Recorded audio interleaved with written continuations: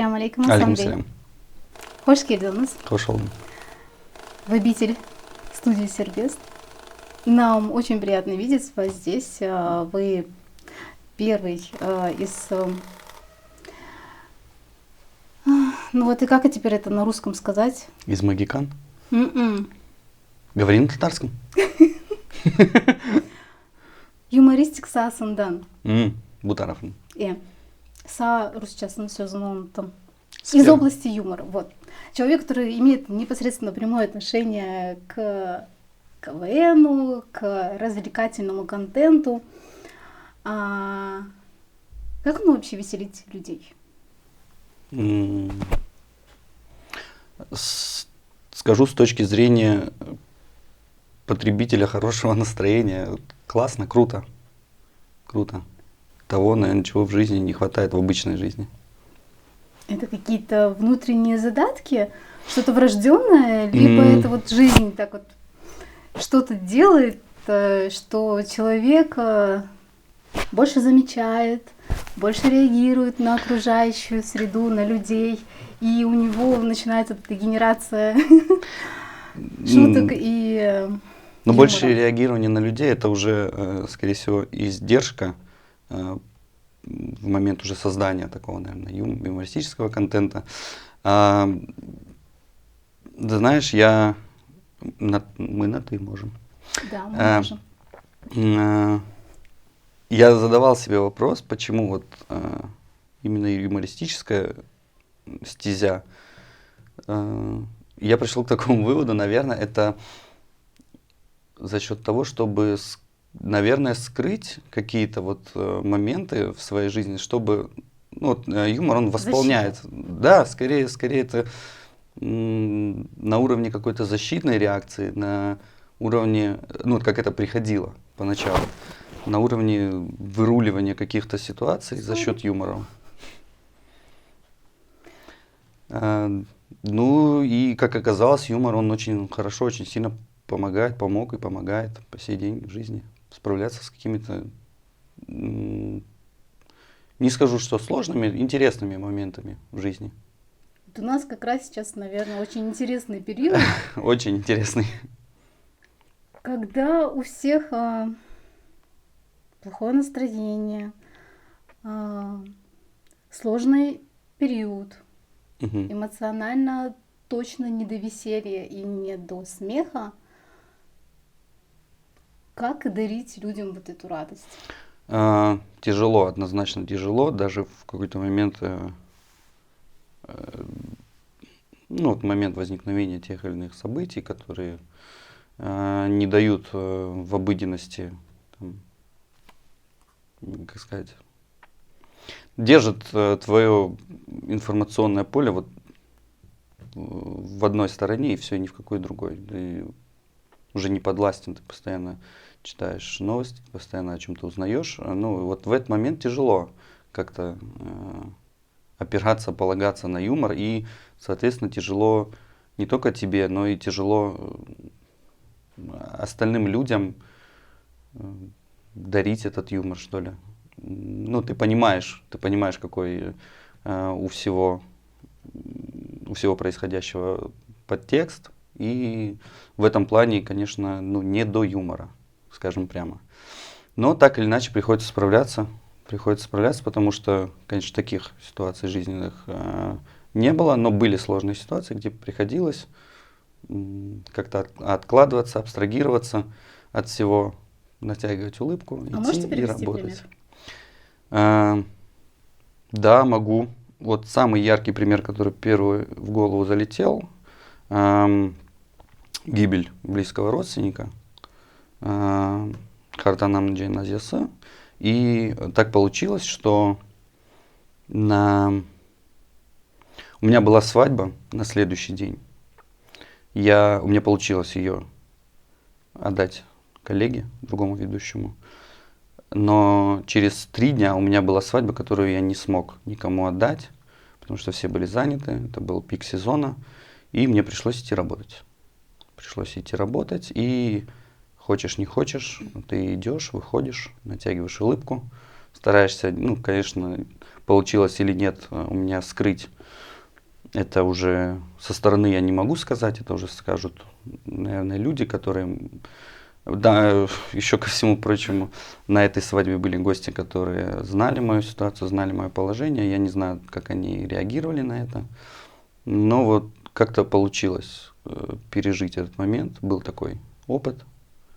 Ну, Но при получилось, этом как получилось. принимаешь это как должное, как часть работы, Вот в этот момент это переключаешься. становится только работой. К сожалению, это становится только работой. Вот я себе как-то слово дал, что вот пока это идет цеховщина, когда, точнее, наступит цеховщина такая, ну вот это будет только работа без капли удовольствия, нужно завязывать. Нужно заканчивать. Смак утерян. Да, да, ты ну, теряешь. Наверное, сказать, что это все ради улыбок людей и аплодисментов зрителей, это будет немножечко нечестно.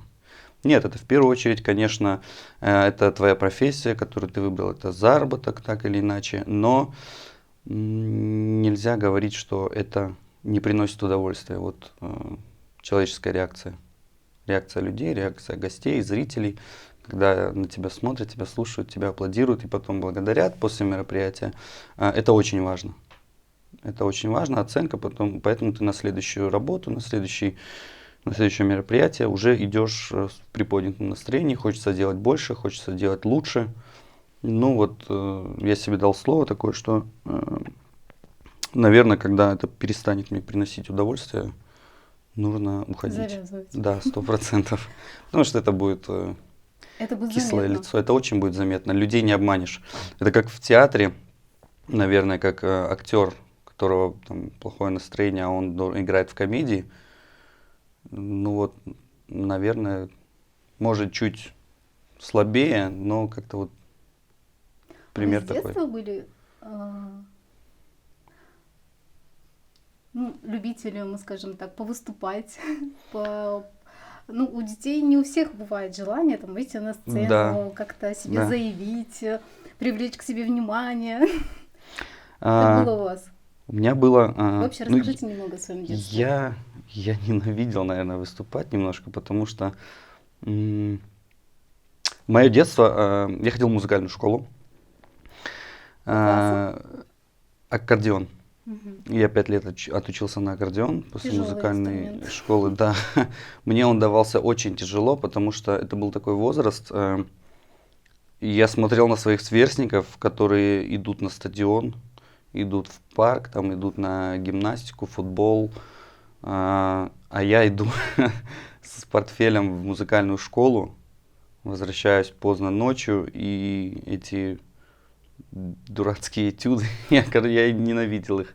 Но сейчас я понимаю, я вот был очень зол на родителей, почему музыкальная школа, зачем это мне надо. Почему не футбол? Да, да, 100%. Я еще такой ярый фанат футбола, сейчас фанат, ну и иногда практикую, иногда играю. И на тот момент это мне казалось, что вот у меня просто забирают детство, я ну, многое не понимал. Я сбегал, я очень часто сбегал с уроков, это сказывалось на учебе, я, естественно, плохо учился на аккордеоне, там мне по сей день семья дразнит, что я знаю ровно 2 песни, Халали Хазан в 2 обработках, но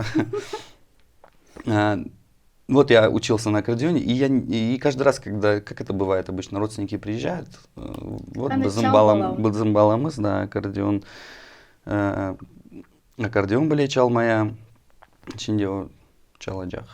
Ханакета аятны. И вот ты садился на стульчик, играл, о, машалла, И все на эти, безудержное веселье. да, эти неискренние улыбки, благодарности и фразы машалла. Не знаю, ну, мне не нравилось.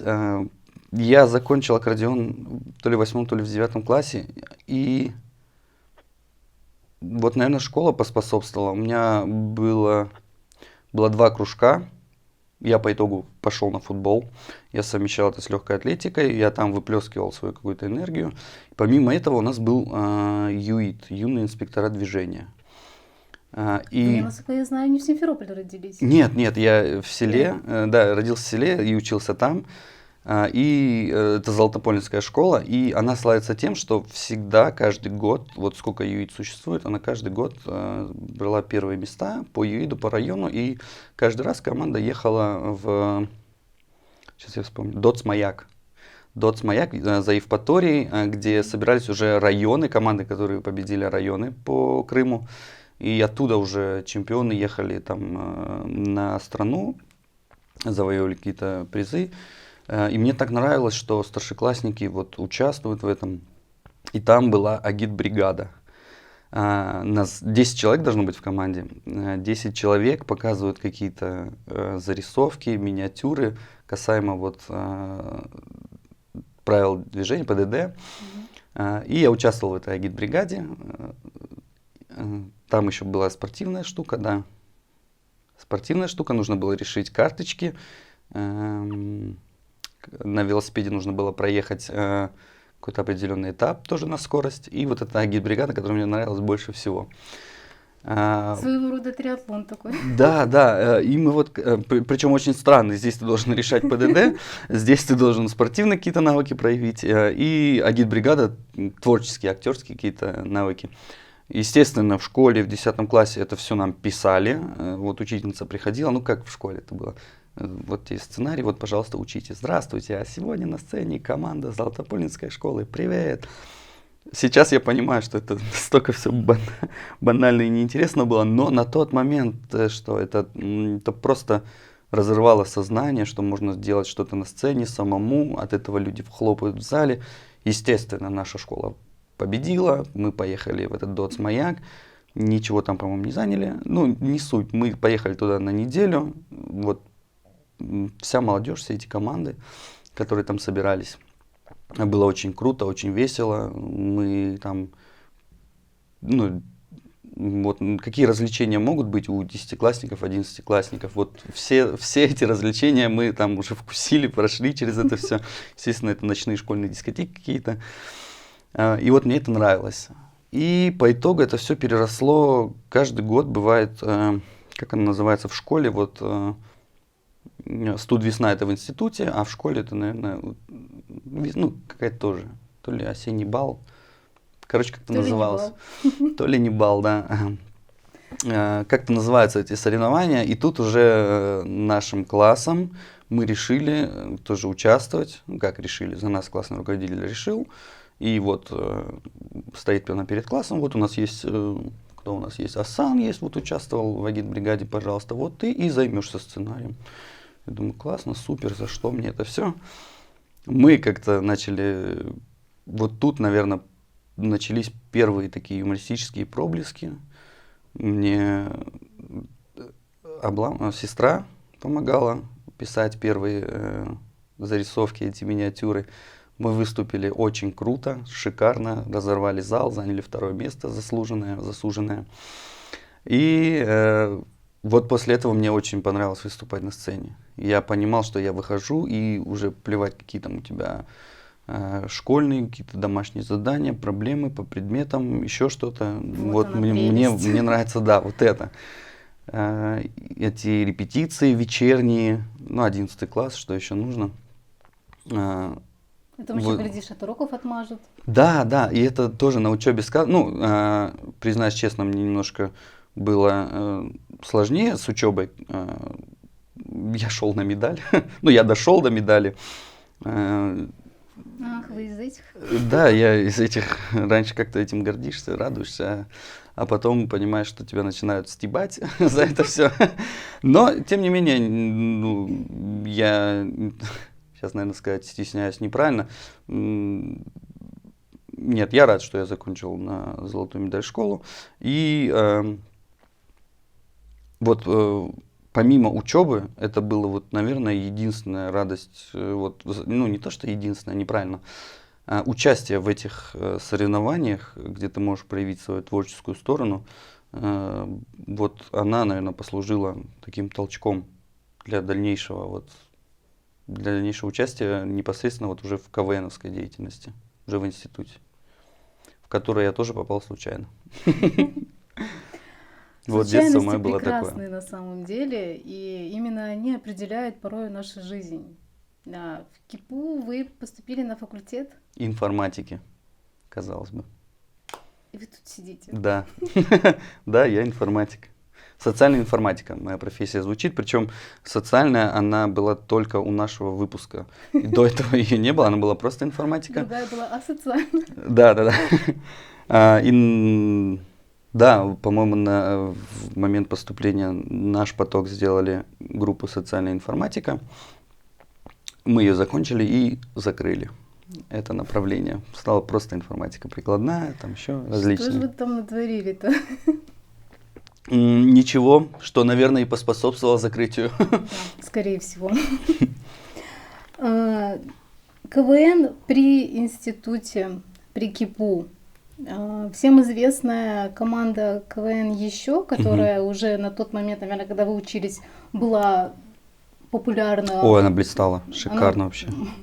Она, мало того, что она была популярна, она действительно вызывала гордость у многих крымских татар, потому что выйти на телевизионный КВН и наряду с любимыми командами, за которыми там наблюдаешь годами, болеешь за них, и тут слышишь крымско-татарские имена, крымско-татарские слова.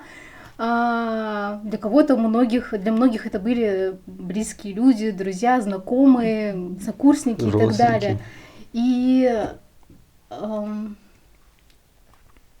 это вот, возможно, было ли сравнение с командой КВН еще, вашей команды, УДТ? Было сравнение, но было сравнение чуть позже. Поначалу не было, потому как мы особо не представляли там какой-то юмористическую боевую единицу на уровне там, телевизионных лиг КВН. По праву сказать... Вы лучшими стали. Да, это очень забавная история. Ну, не то, что история, это история длиной в 5 лет.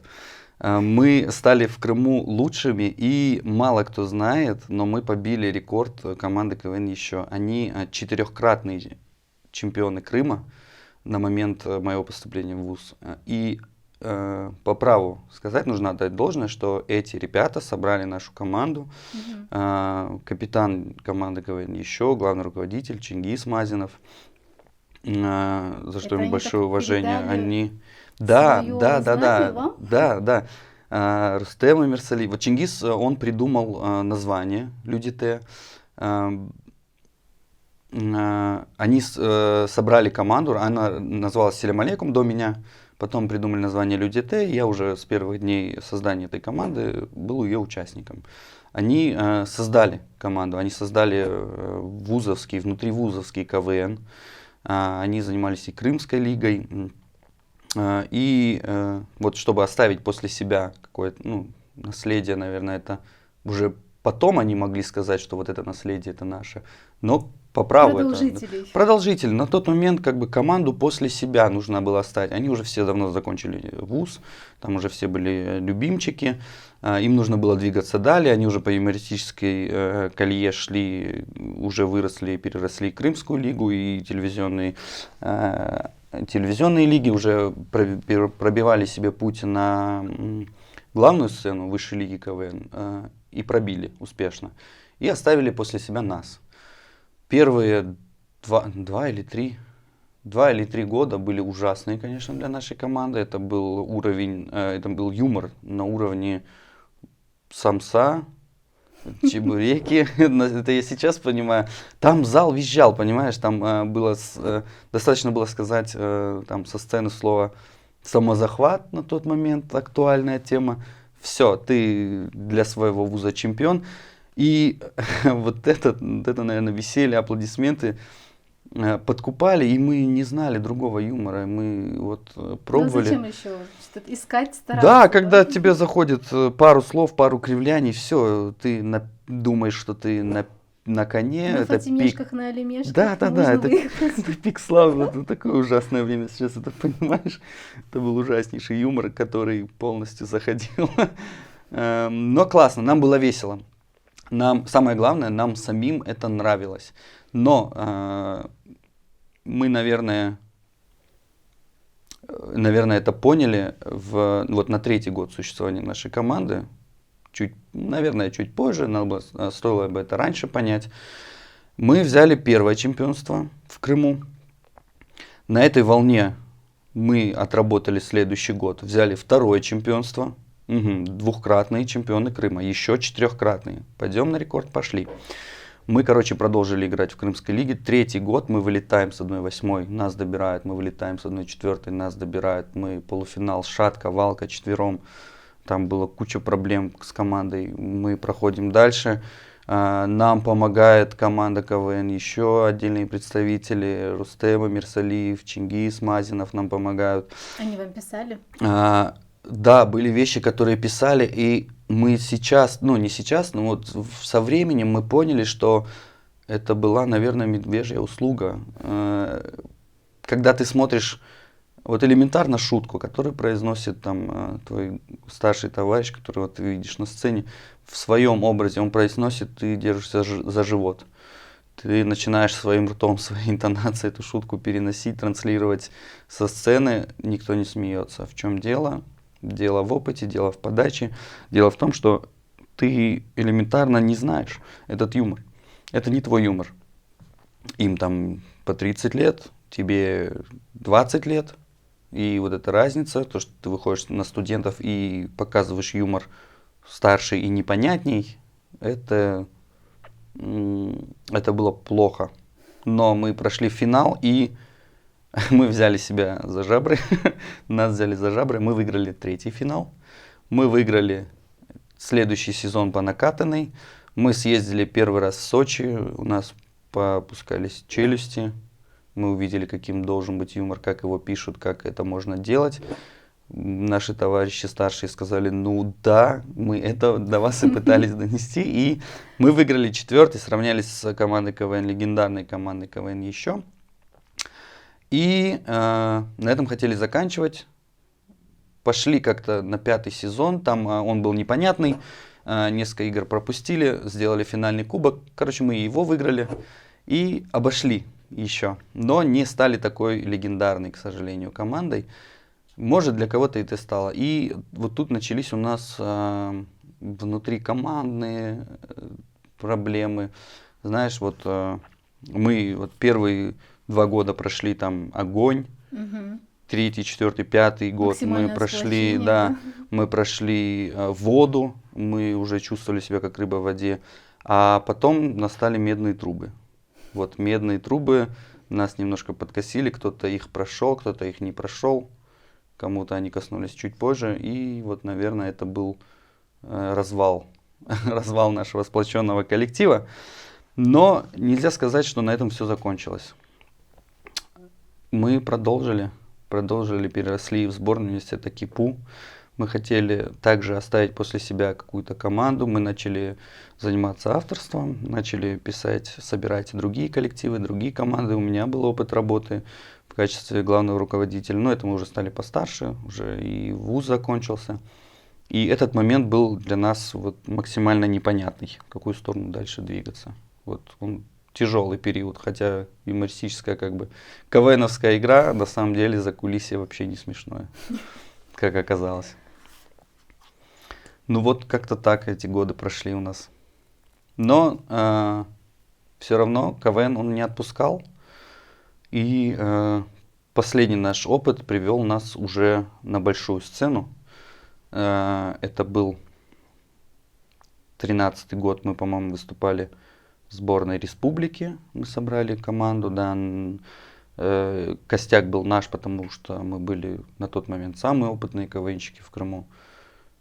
И рекордсмены по чемпионству. И, в общем, нам легко писалось на тот момент. На тот момент начались корпоративы, мы почувствовали вкус денег, немножечко подзабили, можно сказать, на творчество. Да, на творчество 100% это повлияло. Корпоративы это то, что убивает творчество на самом деле. А деньги это то, что держит штаны бедного студента. Поэтому мы долго метались. Я как раз хотела коснуться этой темы. КВН, конечно, особенно в тот период это была такая игра, которая захватывала очень многих. Если не играющих, то зрителей. Если никому не удавалось стать участником какой-то команды, то любителей посмотреть на выступления команд КВН было достаточно много. Мгм. И зарабатывать с помощью КВН, по сути, нельзя. Но исходя из участия в КВН, выходят какие-то такие Да, дополнительные подработки. мероприятия, Да. корпоративы и так далее. Да, на самом деле вот КВН, он не то что не зарабатывать, а ты тратишь. Ну Помимо да. того, что ты отдаешь там все время, ты отдаешь, во-первых, здоровье. Это вообще мы колоссально теряли здоровье на тот момент, этого не замечая. Это 20 лет. Мы жили на мивинах, на сухом пайке, на воде, на этом чайном пакетике на неделю, который завариваешь чай. Ну, так оно и было. Но за счет корпоративов вот мы как-то умудрялись проживать. И это все было во время студенчества, когда не было денег. Мы 15 человек жили в одной квартире. Мальчики, девочки как-то делились по комнатам, спали там на диванах на полу, ели что придется и выступали. Но все-таки это золотое время для вас. В плане творчества, в плане становления как юмористической единицы, это время, оно очень сильно повлияло на нас как на коллектив. Точнее, на костяк коллектива. И дальше, вот на приобретенном опыте, наверное, более золотое время настало, когда нашлись деньги, начались поездки на более серьезные лиги, на телевизионные лиги. Мы, уже будучи командой сборной, мы поездили и в Казань. Да, вот это, наверное, самое золотое время, потому что у нас еще была возможность поработать с топовыми авторами на тот момент. С профессионалами. Да, с чемпионами и КВН, и других юмористических проектов. Ну и можно уже говорить, Comedy Club, авторами Comedy, авторами там, телеканала ТНТ, YouTube проектов, и в том числе и КВН, в частности.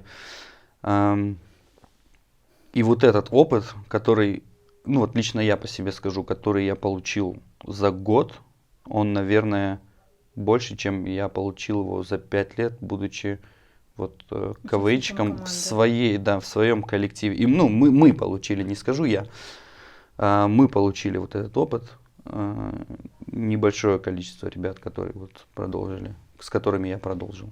Ну а дальше моя КВН-карьера закончилась. Все банально просто. Для многих ваших коллег, бывшего, скажем так, СНГ, российские, украинские КВНщики, для них это стало таким трамплином в их дальнейшую деятельность творческую. Кто-то ведет программы, кто-то создает свои шоу и так далее. Что из этого всего вам больше всего нравится? Из юмористических шоу, которые сейчас более-менее на слуху, скажем так, продукты, возможно, КВНщиков, либо в целом юмористов. Если так, что вы смотрите с немножечко глубоко копнуть, так или иначе, любой юмористический проект, он продукт КВНщика, бывшего КВНщика. Либо авторство. Да, либо авторство, либо в кадре ребята сидят КВНщики. Вот даже те самые популярные сейчас проекты «Что было дальше» на Ютубе, на телеканале ТНТ, там открытые микрофоны, Comedy Battle. Как вы, кстати, относитесь к ЧБД? А сейчас у меня немножко другой взгляд на это все, но когда это стартануло, оно зажгло. Оно не то что зажгло, это был эффект разорвавшейся вот бомбы, который вот проект, который он летал вот в воздухе, витал, летал. Мы сами еще параллельно с этим, с ребятами пытались запускать какие-то проекты, писали, но это пока все писалось в стол, честно говоря. И вот когда стартануло ЧБД, с одной стороны ты думаешь, блин, зависть. Вау. Да, ребята написали круче нас, нашего возраста, сделали большой продакшн, круто все снято, круто все сделано, в общем, продукт готовый, а с другой стороны, действительно, вау. Ты смотришь, и ты уже, скажу, как реагируют люди, связанные с юмором. Ну, мы импотенты юмора. Это всем известно, это однозначно. Мы когда смотрим какой-то юморист, да, мы вот так сидим, смешно. И все, это наша максимальная реакция, это значит, это вау, классно. Так, чтобы посмеяться. Вот я только сейчас, немножечко отойдя от юмора, к сожалению, да, все меньше и меньше за последнее время ты что-то пишешь, что-то придумаешь. Только сейчас я могу там посмеяться. Нам смешно, мы в голос можем посмеяться с какой-то лажи. Какая-то лажа произошла в кадре, запорол, не так надо было. Или еще что-то. Такой чисто творческий подход. Представляешь, мысль потерял. Все, поймал. Да. Вот она. И на тот момент лично я стал как будто бы потребителем этого всего. Человек, который должен смотреть, сравнивать, писать и создавать что-то новое. Я стал потребителем этой программы. Я стал ее постоянным зрителем. Да. Сел за стол, покушать, взял так ложку, облокотил об сахарницу, упала, подложил еще что-то, телефон поставил, все, 1,5 часа я не ем, я все, залип. Я стал потребителем этой программы, и потом начали появляться разные проекты, но это очень хорошо в плане творчества, что ты смотришь, сравниваешь, и уже потом при создании своих каких-то проектов ты понимаешь, тут ребята пошли в эту сторону, в эту сторону. Это продукт, который должен был случиться. Он именно случился тогда, когда он нужен был. Сейчас эпоха какая? Буллинг. Это очень популярная вещь. Это все рост-баттлы, это ИЧБД. Это все так или иначе связано со стёбом людей, гостей, самостёбом, самоиронией. Вообще самоирония всегда это для меня был пик юмора. Когда человек максимально самоироничный и может это транслировать, и человеку смешно. А по сути самоирония это что? Это высмеивание каких-то своих болевых точек. Принятие себя? Да. Знаешь, это для меня это было вообще кайф такой. И когда ты сталкиваешься с такими проектами, буллинг, он сейчас везде, я не знаю, хорошо это или плохо, скорее всего, плохо, наверное. Неправильно будет сказать, что буллинг это вау, класс, давайте продолжать. Но когда ты стебешься в компании, допустим, вас 5 человек, вы там угораете, смеетесь над одним, и он не обижается, он поддерживает эту тему, вы переключаетесь на второго, на третьего, на себя переключаетесь. Это то, по сути, что ребята сделали продуктом. Как мне кажется. Есть любимчик? Это классно. Наверное, кого-то выделить отдельно. Слушай, у меня был там человек, который максимально хейта словил. Это Сергей Дедков. Да. Сейчас я какие-то выпуски пересматриваю. Наверное, он мой любимчик. Но в плане кругозора, человек, который максимально начитан и больше к литературному юмору, это, наверное, давай 3-4, Тамби. Наверное, я думаю, вы скажете про умного. Скажите вы это слово. Кашоков. Я не могу. Ну а как его называют? Сраный умный? Да. Да, есть такой. Нет, он мне не нравится. Кстати, он мне вообще не нравится. Уберите стул, верните рептилоида. Да, молодец. Мы с этими ребятами сталкивались на одной сцене. Да, там, мы, конечно, были на тот момент вообще себя не видели, не в своей тарелке чувствовали, когда мы играли с ними, а они уже были прям молодцы. И самое обидное, что мы одного возраста. Ребята как-то поймали это, они чуть раньше ушли с КВН, они стали таранить эту стену, таранить этот путь. А для нас, мы не успели переключиться. Для нас был единственный трамплин, это КВН. Еще нужно взять во внимание то, что мы в Крыму. И наше юмористическое комьюнити, к сожалению, не такое большое, как, допустим, тоже комьюнити Краснодарского края. Самое большое комьюнити это Москвы. На сегодняшний момент, если мы говорим про эти проекты Comedy Club, проекты телеканала ТНТ, там самое большое комьюнити юмористическое. И как ни крути, там найти себя намного быстрее, намного легче. И даже будучи там автором каким-то, ты можешь устроиться, писать и работать. Ну, мы таранили немножко другую, хотели открыть немножко другую дверь. Сейчас вот, наверное, такое время, где, к счастью, я немножечко уже стал ненавидеть КВН, откровенно говоря, да, это... Немножко щепотков. Да, это игра, которая, да, испортила мне жизнь и познакомила с женой. Нужно отдать должное. Это плюс. Но вы же не тем самым способом испортили себе жизнь. Нет, я испортил себе жизнь, наверное, тем, что не понял, что КВН это не единственный путь, который можно, по которому можно идти, применив свои навыки какие-то юмористические, чтобы добиться каких-то целей. Это как Это раз точно и пример не единственный. того, что нужно вовремя сказать себе стоп. Да, да. Мне помогла в этом случае семья сказать себе стоп, отвлечься и вот уже начать что-то делать свое, другое. Да, 100%. Аллах ашкур. ЧБД это я у вас вытянула. Так все-таки из того, что сейчас на YouTube пространстве, возможно, в телевидении, что заходит? Ну, на телевидении сейчас очень популярно, ну, не сейчас, это уже лет 5, наверное, стало стендап-движение. Очень мощное. И, наверное, во всех странах СНГ оно набирает обороты, очень хорошие, не маленькие обороты.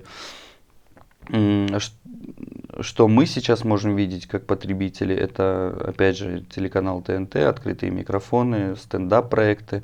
Если брать киевскую тусовку, там очень много проектов ребята делают. Львы на джипе, по-моему, да, есть такие ребята. И опять же, ребята занимаются стендапами, тоже крутые выступления. Наш соотечественник там, кстати, да, тоже, наверняка наблюдала Бекир. Ну, много. Я не скажу, что где-то отдельно вот кто-то не занимается, вот тот, кто занимался юмором, не занимается сейчас им. Ну да, может сейчас однозначно есть пауза в этом всем, но это движение не маленькое. И оно не так, что угасает, нет, оно будет только набирать обороты. И будут рождаться новые проекты однозначно. Я не знаю, наверное, это будет вот куда будет идти взросление людей, если сейчас это более... Ну, наверное, замечаешь много проектов сторителлинга. Там, где рассказывают истории из жизни, больше хочется такой честности от гостей, там, от тех, кто снимается. Подобию «Я себя знаю». Да. Наподобие «Я себя знаю», там, где это не сложная в плане реализации такая штука, несложный проект, но очень откровенный, очень простой. Все гениально, мне кажется, просто. Приглашаешь гостя с хорошим бэкграундом, садишь звезду в кресло и все, и погнали. Вот. Ну, как-то так. Последний вопрос про ЧБД. Крымские татары смогли бы выдержать такой буллинг? И есть кому так стебать? Слушай, все зависит от восприятия, а восприятие сейчас, ну, не то, что сейчас, мы, наверное, еще не готовы в плане, сейчас я объясню. Все равно есть вот потребители, они разные. Есть там 18-22, да, допустим, там 16 даже, 16-22 года. Это ребята, которые только закончили школу, универ, там у них и свой сленг, честно говоря. Я даже немножко отстал от этого, хотя, ну, не такой старый, да. Есть... Кринж. Я забыла, как это переводится. Стыдоба. Есть вот...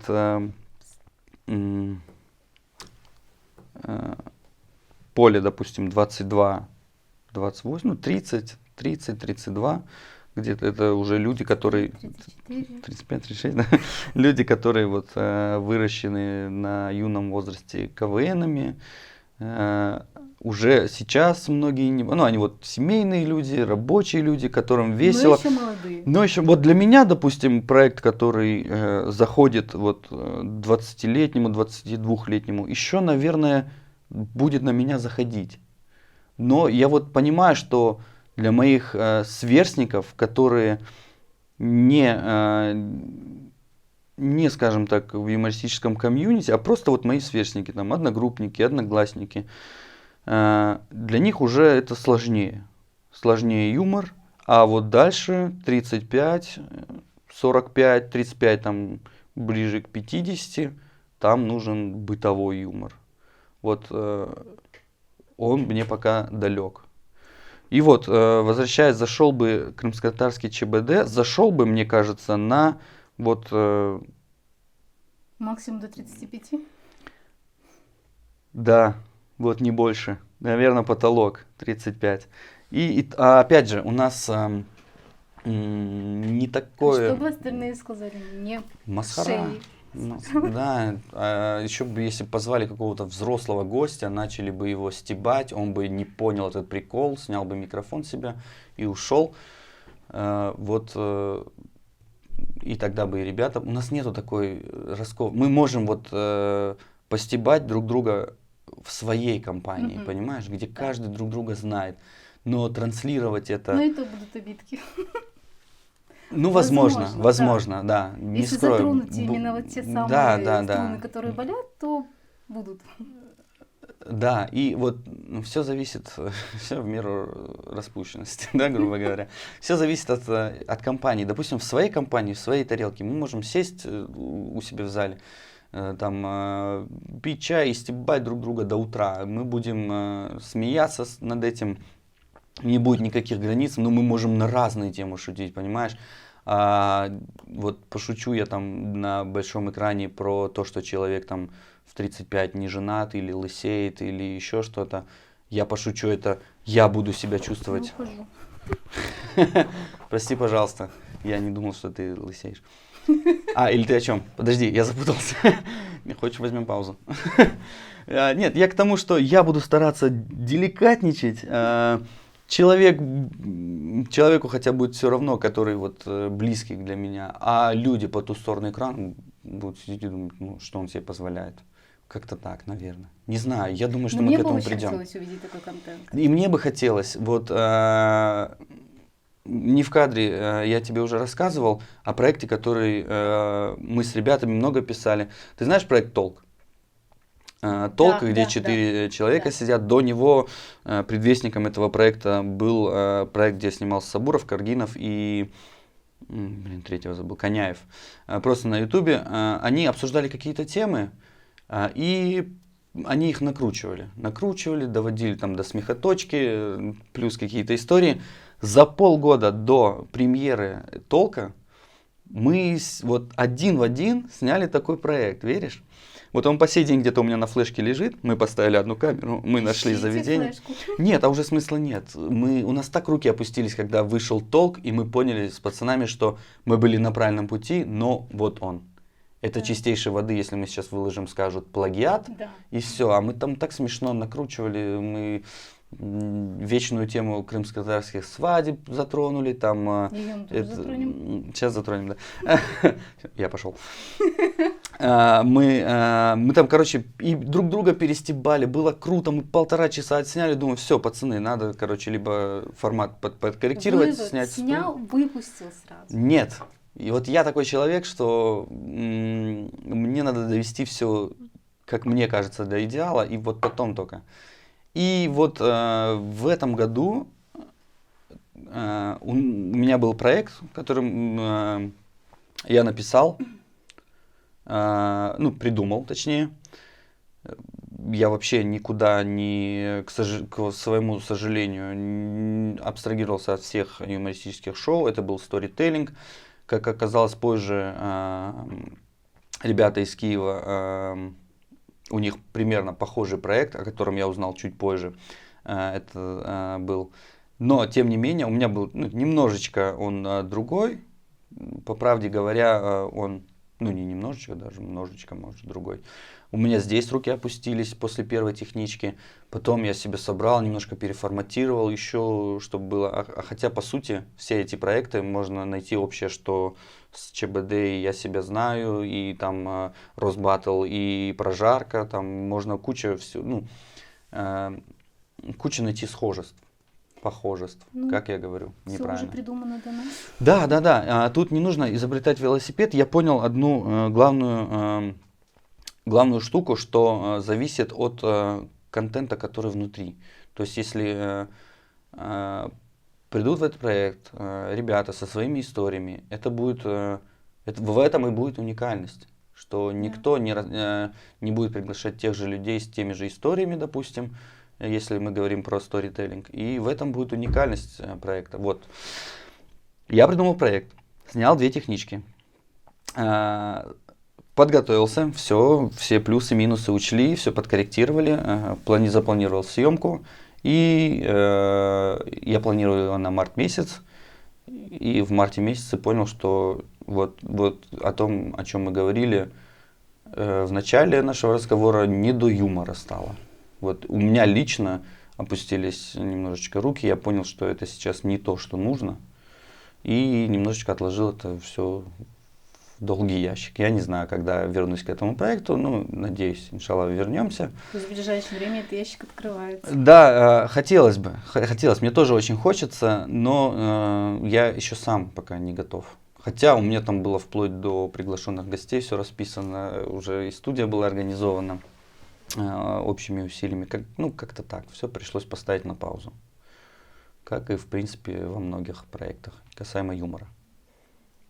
Вот как-то так. Когда к сожалению.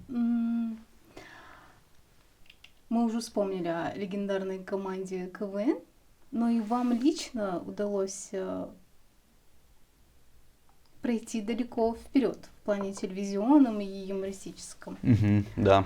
Это участие в программе «Рассмеши комика». Да, классный, колоссальный опыт для меня лично.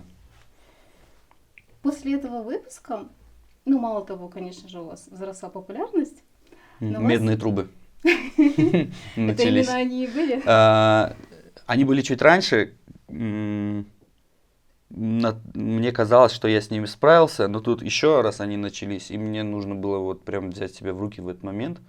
Благо, есть хорошие друзья рядышком, которые и помогли пройти этот период. Нормально, в общем, нормально. Надеюсь, что я с этим справился. Но удивительным стало то, что вас стали часто сравнивать с одним из ведущих этого проекта. Да. Можно ли ожидать через 10 лет, что вы будете баллотироваться на Джумхур Башкану? Алла, жизнь такая непредсказуемая штука, как оказалось. У меня, конечно, сейчас никаких планов таких нет. Это все так, знаете, это фантазия. Вот для меня это было фантазией. На момент, когда и сравнение пошло такое сильное, и в силу похожести своей, хотя я, честно говоря, с годами все меньше и меньше замечаю эту похожесть в силу вкусных крымско-татарских блюд на свадьбах и, соответственно, отложений их на моем лице в виде лишних килограмм. Я попью. Это для меня была такая минутная фантазия, небольшой накрут. Слушай, прикольно было. И, соответственно, вокруг меня окружение тоже часто подшучивало. Со мной очень часто фотографировались из-за этого. Сколько всего хочется пошутить, Давай. Да, резанем, если что. Да. Мне в комментариях недавно в какой рекламе я снял? Эрсаваж снялся в рекламе. Ее закинули в ЧП. Со старту комментарии. Ой, на кого он похож, ой, а что он здесь делает, и т.д. и т.п. И, там комментарии. Я, не костюм рекламировал, получилось. Я там полностью про мою схожесть. Было так. У меня был прикольный случай, который мне очень понравился. В в 2013 году первый раз, когда я поехал на «Рассмеши комика», это было, по-моему, это было лето, это была жара. У нас был съемочный павильон, то ли на Шевченко, то ли где. Короче, места, где нас гримировали, были на улице, в вагончиках. Стоял вагончик для участников. Там небольшая курилка была, где мы ждали моторы. Я, по-моему, был в 3-м моторе. Да, в 3-м пуле.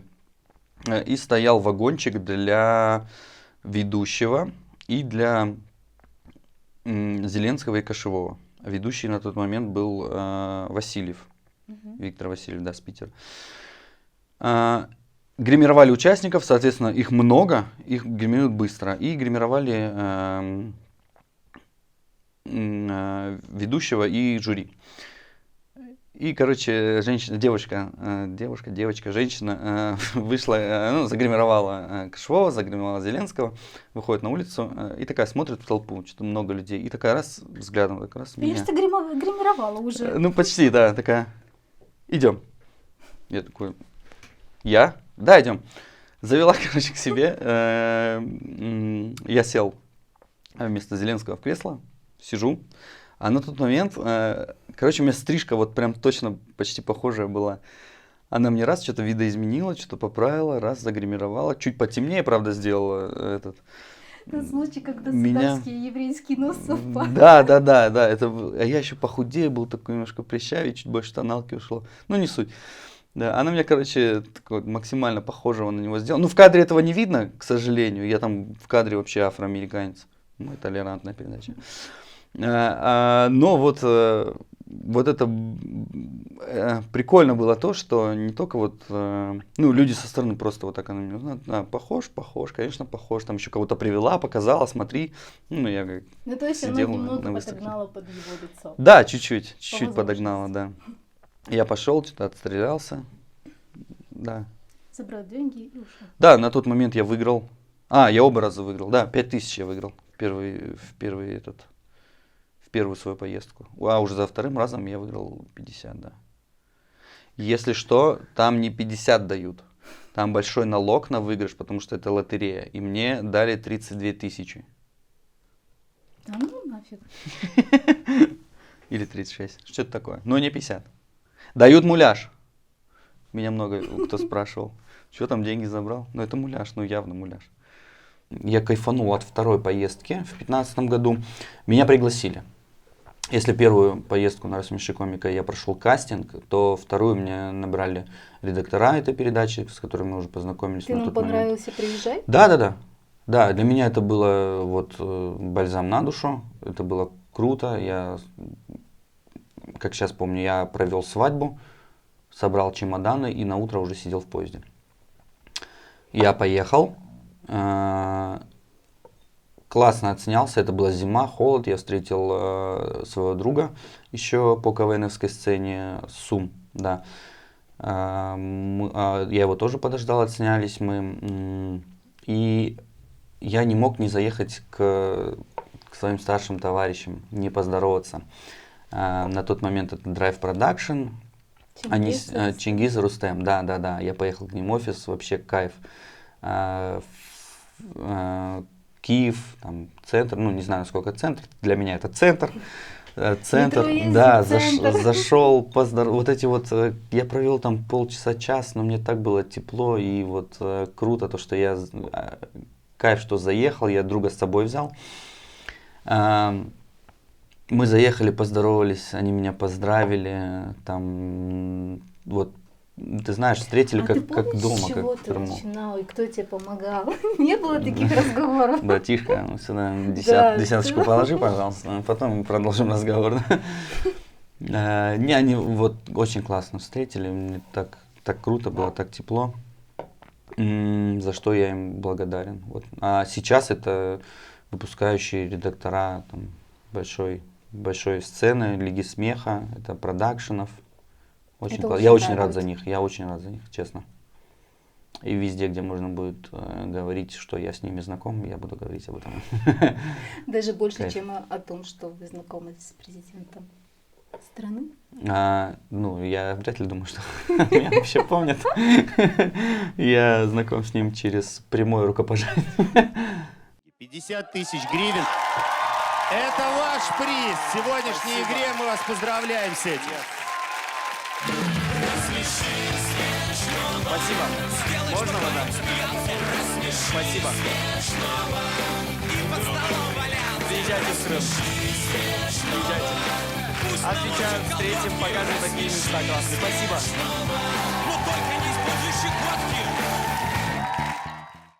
Ну, так получилось. На тот момент он был член жюри, я был участник, он меня поздравил, мы пожали руки, и я забрал денежку и ушел. Круто. Было круто. Офигенный опыт. Это молодость. И я думаю, такие события, они настолько украшают нашу жизнь. Казалось бы, это, наверное, случилось за 2-3 дня, но воспоминания на всю жизнь. Да, однозначно, это вот те события, те немногие события, которые хочется будет рассказывать. Конечно, дети подрастут, я им украшу это все во всех красках расскажу. Внуки вырастут, будут собираться в зале с своими друзьями. Я старый хат-бабай зайду, им скажу, как мы там чуть ли не хаве пили вместе. Это все будет так. И у меня несколько, не единый пример, где я вот могу сказать, что у меня жизнь вот такими историями наполнена. Да, классно. В Казани я был в гостях у заслуженной артистки Республики Татарстан. Это друг семьи моей жены. В Москве я знаком вот с крутейшими авторами, познакомился. Вот в Киеве, то, что наши старшие товарищи работают на таком уровне, я их знаю лично, и благодаря им, можно сказать, первые шаги в юморе я совершал. Участие в программе «Рассмеши комика». И что еще? И что-то еще. Вот если так посидеть, повспоминать, то да, еще есть такие события, которые вот хочется вспоминать. И я буду вспоминать, пока меня не коснется Альцгеймер. Давай вот это, наверное, вырежем. Да? Ничего мы не будем вырезать, мы все дадим в эфир. Ну, давай. Я уже много, наговорил? Вы устали? Нет, вообще нет. Я не тороплюсь. У меня дома дети. Я вообще не тороплюсь. А у меня дома нет детей, я тем более не тороплюсь. Все, да. Так вот. Сейчас им Минешка будет звонить, правда, ну ничего страшного. Что должно случиться, чтобы крымские татары перестали играть свадьбы? А для чего? Почему? Нет, не надо переставать. Я тоже так считаю. Все, я понял. Что должно случиться в новостной повестке, либо вот непосредственно в Крыму, да, что... Ковид не мешает. Нет. Мобилизация не мешает. Начало определенных действий не мешает. Да, это хорошо знаешь, или плохо? Вот я не знаю, наверное, это хорошо. Но... Не, это палка двух концов, однозначно. Да, это... С одной стороны, вот казалось бы, как вы можете... Давайте тогда один конец рассмотрим, потом другой. Мне тяжело, потому что я непосредственный участник, я и понимаю ту сторону, которая вот думает, что не надо этого делать. Я прекрасно их понимаю. Да, и я во многом там соглашаюсь, что, и многие же свадьбы отменяются. Да. Но когда все утихает, более-менее стабилизируется, они вот как спичка в сухую траву, они обратно. И это классно, тоже классно. Вот сейчас, допустим, в нынешнее время колоссальное количество свадеб отменилось, но вот все равно есть свадьбы. И сказать, что люди не правы, то, что они... ты представь, вот ты планируешь свадьбу год. Ты планируешь свадьбу год, там же жених. Делать свадьбу раз в жизни. Понятно, да. Киев, Гарыб там шпаклюет стены, долепляет кафель, Келин там покупает все, организовали все, нишан сделали, даты назначили, заказали ресторан, заказали вот всех работников, уже начинают приглашать гостей. Вот что-то случается. Окей, отменяем. А не делать свадьбу выход, никях, Дома, там, если захотели, самым тесным, ну, опять же, тесным кругом. Ну, какой? Какой у нас может быть тесно? Да, ну Минимум вот, 100 человек. да, ну вот, в том-то и дело. Вот я сейчас, вот, у меня 3 родные сестры, у всех мужья, у них есть родители, у меня есть племянники. Я вот только, Уже 180 я человек. только родных сестер позову, это уже вот 20 человек, понимаешь? Вот, Понимаю. родители, ну вот, а как ты не позовешь там, вот, за наших, там, даишек, ну вот, ну не получается. Потом хочется, играет то, что хочется сделать. Вот те сделали, а почему нам, вот, что нам мешает? Да, там планировали на 250-350, там многие отказались, многие там не захотели, настроения нет. Окей, сделали на 100, ну не обязательно большое дело, там на 100, на 150, вот опять же тесным кругом. Ну, как сказать, останавливаться тоже не хочется. Но семьи должны создаваться в любом случае. Вот сейчас непонятно, как вот в этот период, ну вот те свадьбы, которые планировались, ладно, а те, которые вот в будущем могли бы быть, вот встречается парень с девушкой. Да. Или вот даже не знакомы, вот они хотят познакомиться. Вот как они в нынешней ситуации элементарно познакомятся, как вот создастся семья, как они А если познакомятся. бы я бы знала? Как, кстати, да. Вот так. Прости, это перешли на другую тему. Да? Вот как им нужно познакомиться вот сейчас, в нынешнее время, как создать, какие должны быть условия для этой пары, чтобы вот они с хорошим настроением повстречались годик, пришли к свадьбе. есть, Даже мысли сейчас у молодежи наверняка нету Какой-то о все равно будущей должна быть свадьбе. умиротворенность Да, в их да. окружении, чтобы человек задумался. Так, у меня, в принципе, все норм, получил я образование, вроде Мгм. какую-то работу нашел. Встал на ноги, очень... Можно идти строить семью. А сейчас неблагоприятно якобы для этого Ну да. условия. Ну, откровенно говоря, да. И правильно я понимаю, что вся эта ситуация увеличит количество одиноких людей? Ну, отсрочит их не одиночество. Наверное, вот так правильно будет сказать. Ну, опять же, время покажет. Мы сейчас можем только предполагать, вот создадутся семьи там на будущий сезон, там начнется ли с марта. Сейчас очень популярна фраза «не загадывай вот до обеда», да, грубо говоря. Вот поэтому сейчас мало кто загадывает. К сожалению, ты не знаешь. Вот вроде как бы, да, свадьбы играются, понятное дело, в малом количестве. Вот может это подтолкнет то, что люди посмотрят, они делают свадьбы, мы тоже сделаем там. Вообще такая Зависит от очень- ситуации, вот, блин, напрямую, мне кажется. Не знаю. Я думаю, тему свадеб можно обсуждать очень долго. Да, это, Но есть несколько вопросов, Это которые сундук, который все-таки не закрывается без дна. несколько вопросов, которые все-таки хочется затронуть, пусть и, может быть, поверхностно. Сейчас крымско-татарская свадьба – это больше одет или больше показуха? Ну, ты знаешь, я бы не... Ну, а как не одет? Это одет в любом Одет. случае. В любом случае, какая бы ни была показушная свадьба, в первую очередь это одет. А мне кажется, не или-или, а это одет, но какой он?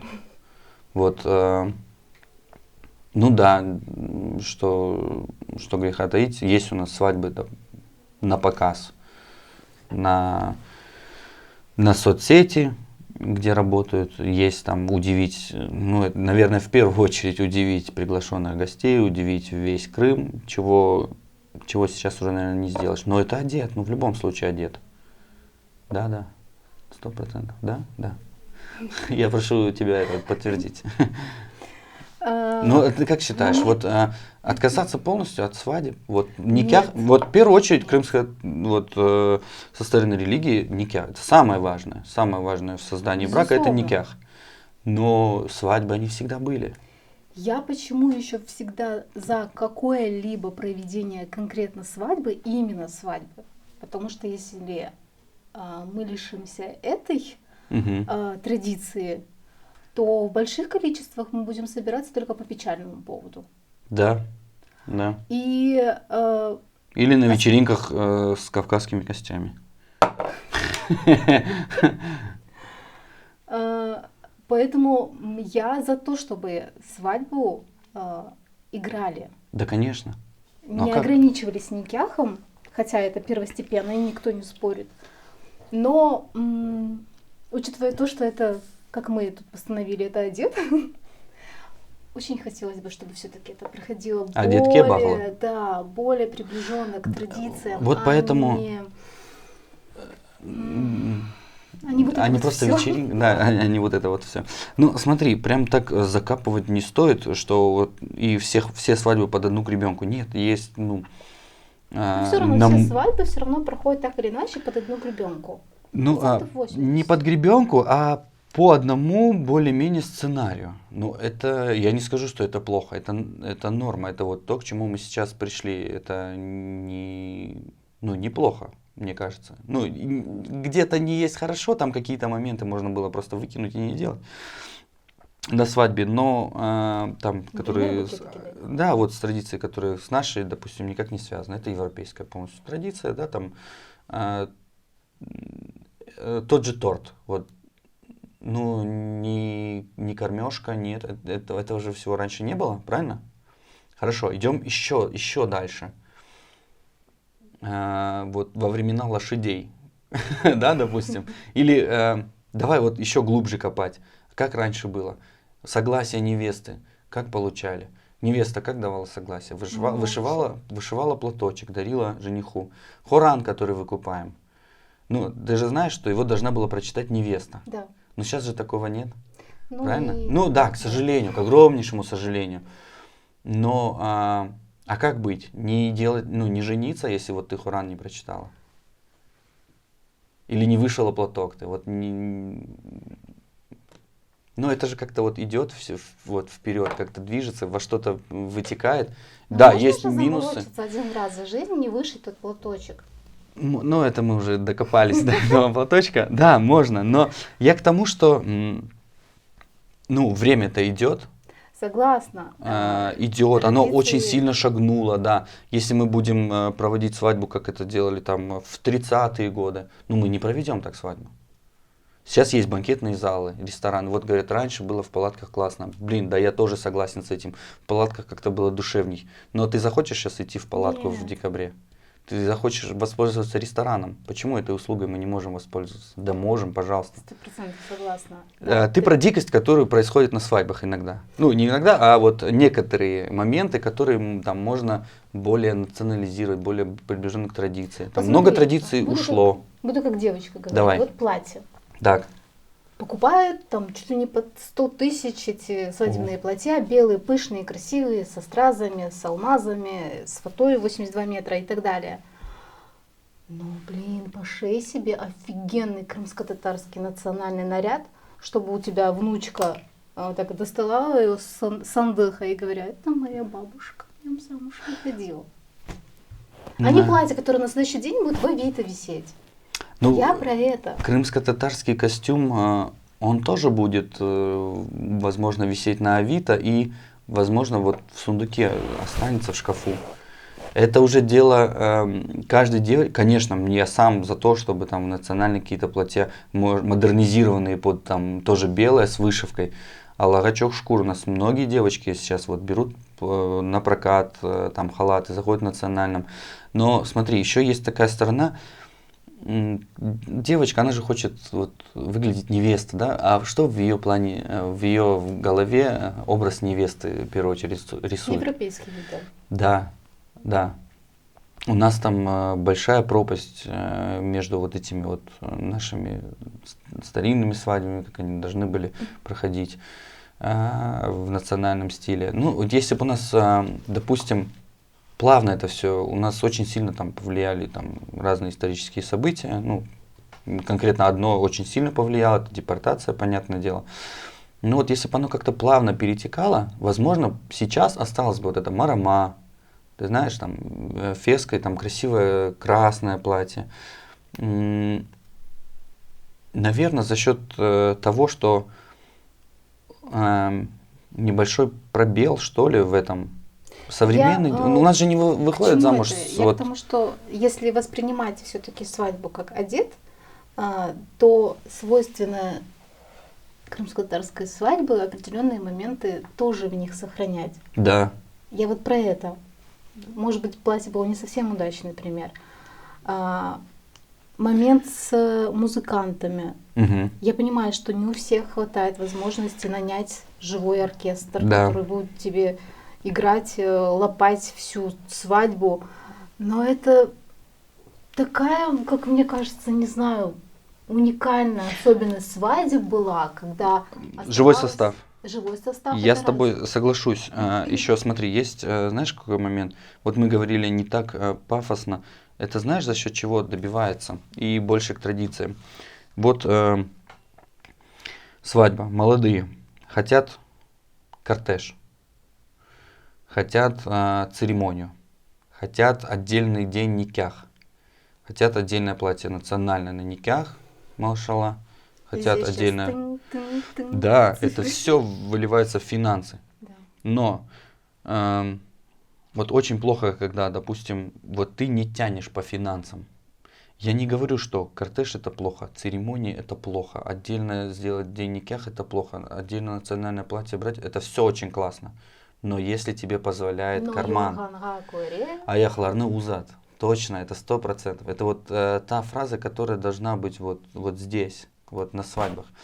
Вот есть у тебя вот определенный бюджет, давай исходить из того, что мы имеем, давай приоритеты расставим. Вот мы как хотим, чтобы свадьба прошла?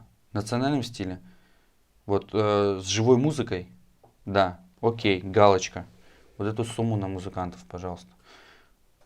Не тянем мы живой состав, но нам вот здесь нужно накрыть людям столы, и мы хотим вот это фото-видео. Мы позовем диджея, все разысос.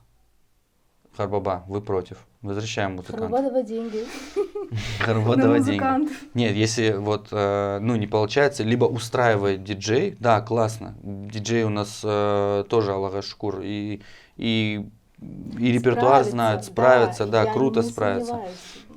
сомневаюсь. Тут нужно понимать, вот опять же, видишь, вот приглашаешь ты состав, а гости заказывают песни, которые играют с ноутбука. И вот идет лепка час, и из него потрясающий, профессиональный состав сидит, 2 раза сыграл Бахчисарайскую хайтарму, а остальное все с ноутбука.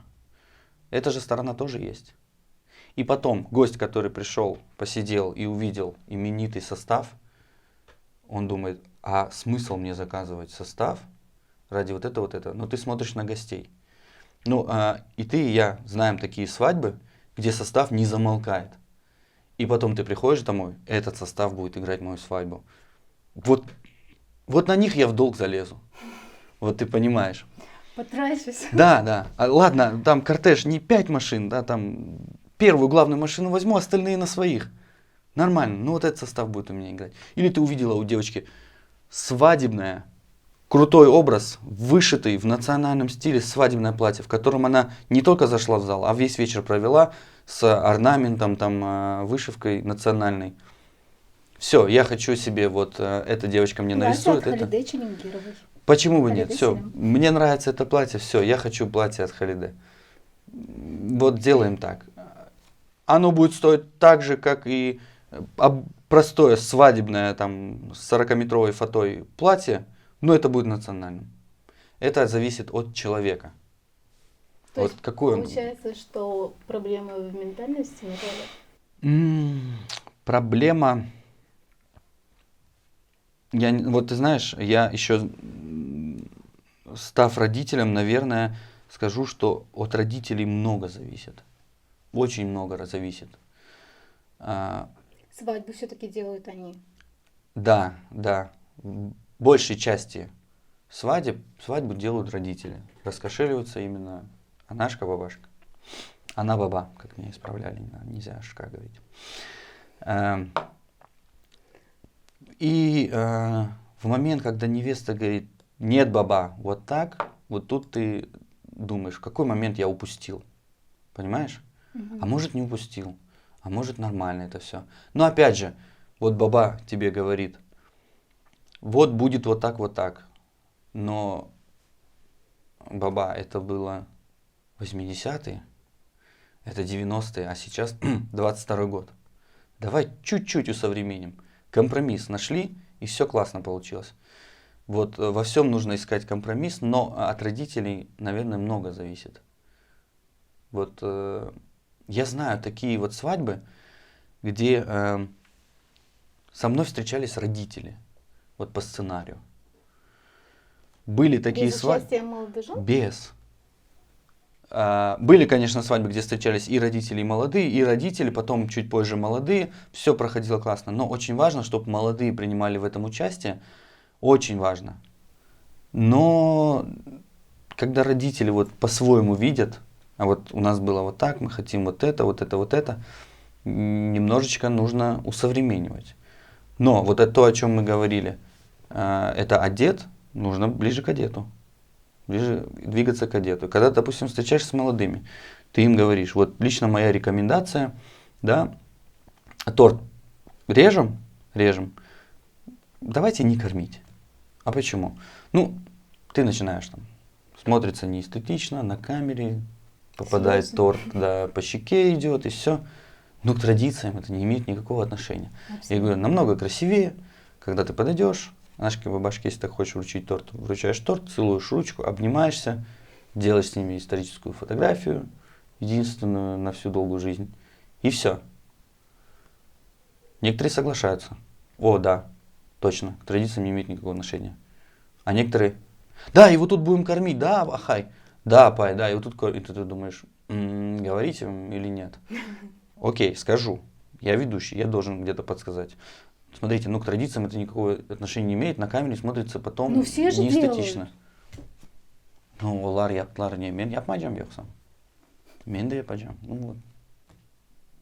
Начинается вот такое. Слушай, мы так плывем. Я хочу вернуться, знаешь, на какой разговор? Какой? Вот одет или пафос. Да. Мы там что-то упустили, мне кажется. Это вот реально, это такой объем, вот поток, мы можем спорить до бесконечности. Но мы же договорились, что никто никуда не торопится. Да, не торопится однозначно. Я хочу сказать, что делать ли сейчас свадьбы? Сейчас такое вот время, где эпоха осуждения. Особенно вот в нашем, к сожалению, в нашем народе это вот эпоха осуждения. Мы думаем не о себе, а думаем, как подумают о нас, и думаем о других. Вот хотелось бы, чтобы мы в первую очередь думали о семье, о близких. Да, о своем поведении надо думать, но когда ты начинаешь осуждать, вот понятно, сейчас много чего происходит, и, к сожалению, это начинается вот разделение на какие-то баррикады, знаешь. Вот, как вы можете делать свадьбу, как вы не можете делать свадьбу, почему, а что вам мешает сделать, почему диджей, почему музыкант. Вы слушайте, ну это дело каждого. Я порадуюсь за жениха и невесту, которые сделают свадьбу. Они сделали там ее на 100 человек. И опять же, мне позвонит жених и невеста, скажет, у нас нет возможности, у нас многие гости отказались, мы решили ограничиться никяхом. Я их поздравлю, я буду за них счастлив, вот серьезно говорю. Я их поздравлю и скажу, машалла, делайте. Они мне потом скажут, верните задаток, я им скажу, вот вы сволочи, но я за них порадуюсь. Я за эти деньги почитаю вам никях. Надо говорить так. Да. Схожу в джами, выучу, как это делается правильно, и все. Ну, мне кажется, не нужно осуждать. Тут Да, тема действительно очень большая, обширная. Я за то, чтобы не осуждать. Каждый принимает решение в пределах разумного, естественно, все нужно делать в пределах разумного. Не нужно там миллиард горячих блюд выносить, ставить состав из 20 человек, чтобы показать, что у меня все профессиональные звезды крымско-татарского и эстрады играют на моей свадьбе, я их всех лично знаю, и они сейчас выйдут и полчаса сольный концерт дадут на центре. Все в пределах разумного должно быть. Но это одет. Да. Если есть возможность, нужно делать один раз и навсегда. Или, как сказал один дядька на свадьбе, машалай, Демчик, женишься, Алла Берсен, чтоб не последний. Ну, на самом деле, это все очень индивидуально, и вопрос крымско-татарских свадеб можно обсуждать днями, ночами. Под конец нашего выпуска мне бы хотелось поговорить про Крым. Угу. Про наш любимый. Про наш любимый. Да. Как тебе от того, что многие уезжают сейчас? Что с ним не так? Дело не в Крыму. Ты воспринимаешь это как что-то временное, Да. период, который нужно... Вот, Алла, что ты мне помогла. Да. Я Обращайся. очень сильно надеюсь, что это временно. Знаешь, я как к этому отношусь? Я успокаиваю себя тем, что это не самые большие трудности, которые переживает наш народ. Я себя успокаиваю тем, что мы очень сильные. Мы все очень сильные. Из-за того, что времена непростые. Из-за того, что времена непростые, мы должны Причём быть сильными. На голову каждого поколения упали разные, но непростые Да, слушай, времена. так получается, что да, действительно на голову каждого поколения. Но если в сравнении, то мы вообще шикарно живем, да? Это да. В сравнении. Опять же, но всегда хочется лучшего, это нормально, это природа человека. Я сам хочу, чтобы было намного лучше все. Чтобы наш народ был такой же сильный, крепко стоял на ногах, на своей родине, круто пользовался своими правами, которые он имеет. Там большой пласт, это касаемо языка, касаемо культуры, конечно же, касаемо образования, потому что, как оказалось, образование это самое сильное, от чего зависит вот становление. Ведь во все времена, ну вот, как сказать, молодежь, она вот, да, мы берем молодежь, ну вот наше поколение, чуть помладше, чуть постарше, всегда так получалось, что вот на плечи молодежи вот седает такой вот вопрос, как будет двигаться дальше. Вот, Возлагается всегда, надежда. ну это как знаешь, все революции совершали студенты. Вот это точно так же, не старики, не подростки, а вот студенты. Студенты и чуть постарше, там рабочий класс, допустим. И вот от этого много зависит. Вот есть пример, допустим, я вот себя этим хочу успокаивать, пример Саудовской Аравии. Да? Ты знаешь, там есть закон, когда рождается ребенок, когда наступает время его обучения, ему оплачивают обучение в любом вузе мира, в любом институте мира. Знаешь такое? Как переехать жить в Саудовскую Аравию? Да никак, не надо. Хоббит. Смотри, ну что, Я у не саудитов знала нету, об этом. ну есть такое, у саудитов что, нету денег построить вузы у себя в стране? Ну, конечно, есть. Позвать кучу там именитых преподавателей, да вырастить этих преподавателей и научить у себя студентов нет. Вот мне кажется, это они очень грамотно поступают. Они оплачивают 100%. Вот студент едет, он обучается где-нибудь в Гарварде, Оксфорде, там, Еле. Он возвращается. Он возвращается и продолжает работать у себя на родине. Там, конечно, колоссальные условия, чего нет, к сожалению, допустим, для выпускников больших университетов у нас, да? Допустим, есть яркие, ну, неправильно сказал, яркие. И вот я лично знаю пример, допустим, крымский татарин, крымская татарка отучилась там в Гарварде, возвращается в Крым, ей нечем здесь заниматься.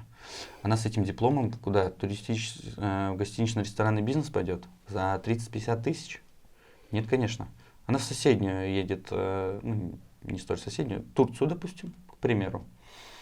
Получает там шикарную работу, этот пример мне рассказали, и вот я им хочу тоже воспользоваться. Ее там носят на руках, выпускник Гарварда. Почему у нас так вот нельзя? Почему у нас этого человека с колоссальнейшими знаниями не дать ему поработать, набраться опыта, там даже где-нибудь вернуться и здесь что-то создавать? И вот в плане того, что уезжают, я надеюсь, что вот опять же молодежь, там, молодые семьи, которые уезжают, они увидят мир, где-то отучатся, пусть даже отучатся их дети, но они вернутся. Это знаешь, мы вот сейчас можем их осудить, а потом посмотреть на Ютубе ролик про Улькера. Крымский татарин, дедушка крымский татарин. И мы что там увидим? Какой он молодец. Правильно? Кто напишет под комментарием, с хрена ли ты уехал и не возвращаешься в Крым?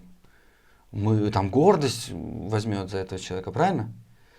Сейчас просто такое время, где много уезжает. Ну вот я, допустим, знаю примеры. В 2010 году там уехала семья, отучились там молодые родители, все положили на образование детей, вот всю жизнь посвятили им. Я, допустим, знаю, кто вернулся. Да, знаю, кто не вернулся. Там мало кто возвращается, но возвращаются. Сейчас, мне кажется, будет больше тех, кто вернулся. И я надеюсь, если в Крыму будут условия такие, чтобы эти люди возвращались не так, что мы им говорили, а вот с каким лицом ты будешь возвращаться в Крым. А они, их дети, поколение, которые будут возвращаться, они здесь будут создавать, творить, допустим, в бизнес вкладываться, будут там, поднимать так или иначе, вот Крым, да, допустим, больше развивать, вкладывать, то я думаю, я смотрю вот с этой точки зрения позитивно. Мне хочется верить, что по тем или иным причинам люди, уезжающие, вернутся. С определенным багажом. Они хотят, не хотят, получат опыт, допустим. Вот опять же, есть возможность у людей поехать, получить образование, увеличить кругозор. Но сейчас такой вот момент, где мы смотрим на уезжающих. Почему мы не смотрели хорошо? Вот в 2015 году уехали. Наверное, больше. Оттуда и агрессия. Да. Допустим, еще знаешь, какой момент? Есть люди, у которых нет возможности, допустим, выехать. Вот я знаю примеры, которые говорят, у меня нет возможности. Но знаю примеры, которые я, допустим, знаю, что у них нет возможности, а они мне говорят, нет. Вот они уезжают, они нас предали. Мы сами себя сейчас делим. Ну да. Но это, печально. Опять же, это вот в плане осуждения. Нельзя осуждать. Со всех сторон нельзя осуждать. Можно помочь, подсказать, направить близкому какому-то человеку, сказать, тебе будет лучше здесь. Я тебе помогу. Промолчать. Этичней, допустим. Да? Но сейчас просто это большое количество, и у всех примерно вот одна причина, да, одна-две причины, по которой уезжают там. Да, допустим. Да. Раньше же тоже уезжали. Но никто не кричал им вслед предатели. И я знаю семьи, которые возвращались. Многие говорят, да, они не вернутся. А я знаю такие семьи, которые возвращаются. И очень классно возвращаются. Возвращаются и вкладывают в Крым. И я знаю людей, точнее, вот большее количество людей, которые я знаю, что уехали, ни один из них не попрощался с родителями, не продал дома, не там, даже знаю, машину вот кто оставили, хотя, казалось бы, там, уехал ты на дальнюю перспективу, год-два. Нет, зачем? Я для кого этот дом строил? Я вернусь. Классно. Как я могу осудить человека, который вот принял решение поехать и вернуться? Многими управляет вот тоже страх, допустим. Вот я за себя скажу, я могу Были мысли уехать? Они не то, что были. Я уезжал, я приезжал. Да, и у меня сейчас, допустим, есть и возможность, и мысли, но я здесь. Я не то, чтобы выжидающую какую-то позицию выбрал здесь. Я не знаю почему. Жалею ли я то, что я уехал, приехал? У меня там короткий промежуток времени прям был. Да, жалею. Поступил бы я по-другому, не знаю, да может так же и поступил бы. А может сейчас и по-другому поступил бы. Все индивидуально. Как объяснить? Я хочу как-то объяснить, как-то правильно, чтобы меня поняли. Ты не можешь классифицировать, не то что классифицировать, а людей подгонять под свои мысли. Понимаешь, это настолько вот сейчас даже не сколько свадьбы индивидуально, а вот этот момент индивидуален, понимаешь? Кем-то больше страха владевает, кем-то меньше. Кто-то переживает там за детей, за будущее. Кто-то прочитал 2-3 новости, взял детей под мышку, одну сумку и уехал. Ну вот, будучи родителем, переживаю ли я за своих детей? Конечно, переживаю. Хочу ли я для них самое лучшее будущее? Да, конечно, хочу. В момент, когда моей семье будет плохо, будет ли мне важно мнение другого? Да плевать мне будет на мнение другого. Ну вот, откровенно. Да.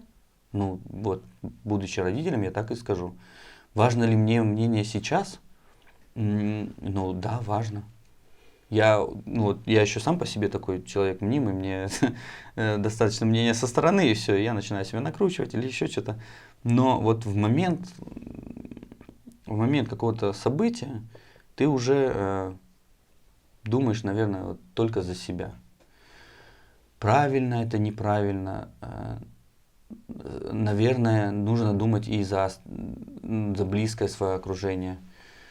Посещают ли мысли по поводу народа? Да, вот у крымских татар это однозначно посещают, потому что, ну ты же понимаешь, что есть сравнение. Есть сравнение, которое вот сейчас оно выглядит как нифига это не сравнение, а в первые дни там новостной повестки выглядело как прямая трансляция, прямое отзеркаливание там 44-го года. Ну, об этих вещах мы говорим.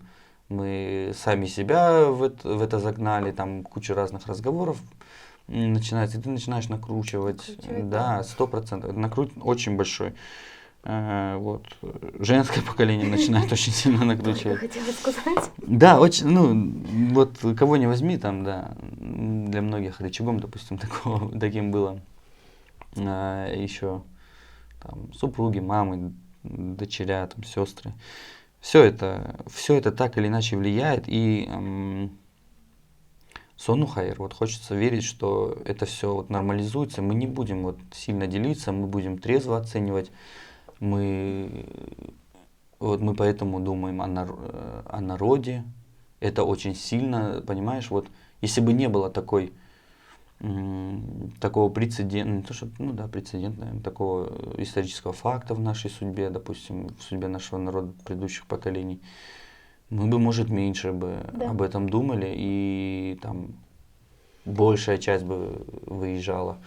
Но я не знаю, вот честно, хорошо это, плохо. Ну, конечно, это больше плохо, потому что уезжают, не хотелось бы, чтобы тут все хорошо было. Но осудить я людей не могу, вот, которые уехали. Точно не могу.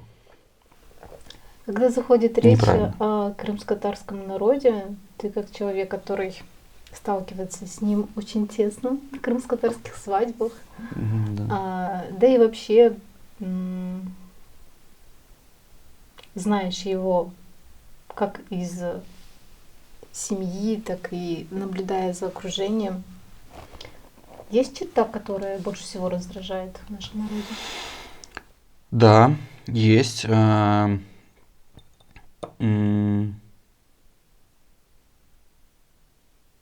Не этот Ощек. Вот это, наверное, сейчас мне вот сразу почему-то оно в голову зашло. Если бы я подумал, я бы, может, что-то другое сказал. Это сплетни. Вот. Очень много у нас сплетен и слухов, рождающихся из ниоткуда. Вот, у нас много обсуждений и осуждений. У нас много ковыряний вот в других. В других, да. Не хотелось бы. Давайте мы будем вот в первую очередь будем сами хорошие, и после этого вот и народ будет у нас хороший. Я не скажу, что у нас плохой народ, но вот именно эта вот черта мне не нравится. Будешь видеть. Да, ты Когда будешь, ты да, будешь носить позитивные этот, мысли. Добрее надо быть. Скотина. Как это все вырезать потом? Я этот стакан вообще, что с ним сделал? Долить? Не Не, долить. нормально. Там еще есть. Хорошо, тогда какая черта все-таки воодушевляет в нашем народе? Стойкость. Вот колоссальная гордость за вот стойкость в нашем народе. Э, Знаешь, какой я мысли вот буквально недавно пришел? Тяжелые времена. Это я или пришел, или прочитал, сейчас точно не вспомню. Тяжелые времена, они рождают сильных людей. Сильные люди рождают хорошие времена. Хорошие времена порождают слабых людей. А слабые люди потом порождают тяжелые времена. Цикличность. Это такой цикл. И вот если его транслировать на наш народ, вот он почему-то разваливается. Смотри. Мне Битмигин Да. сделал. У нас вот эта вот стойкость, давайте держимся, стойкость, она как бы порождает хорошие времена. Да, Аллах-Ашкур, мы уже вот, ну как бы, становление такое хорошее. Еще это десятилетие, еще вот это десятилетие. Да, а давай еще вот чуть-чуть гаечки подожмем, еще вот тут вот так вот поживем, еще вот так поживем. Вот мне хочется, этот цикл, наверное, он нерушим, но хочется, чтобы наши дети не были, вот, чтобы у нас были хорошие времена, чтобы наши дети жили в хороших временах, но не порождали слабых людей. Чтобы вот эта стойкость у нас, она на ментальном уровне, вот в крови, как бы, она у нас по сей день, вот, ну я вижу это, вот честно говоря. И вот горд немножечко, даже очень сильно, не немножечко. И хочется, чтобы вот эта вот стойкость у нас оставалась. И не осуждайте людей. Юмор Не суди, да не суди. или Боже. ведение крымско-татарских свадеб?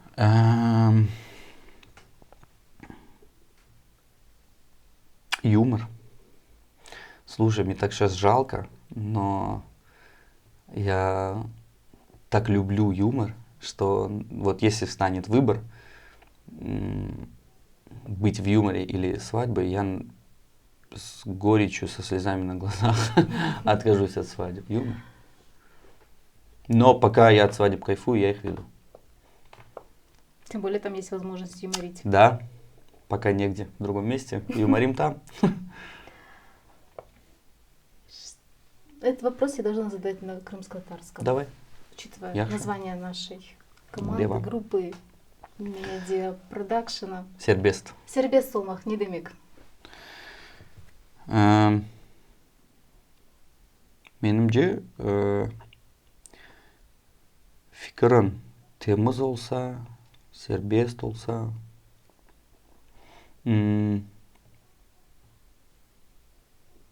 ellerin bağlı olmasa, mına o vakit sen serbest olasın. Ben bilirsin.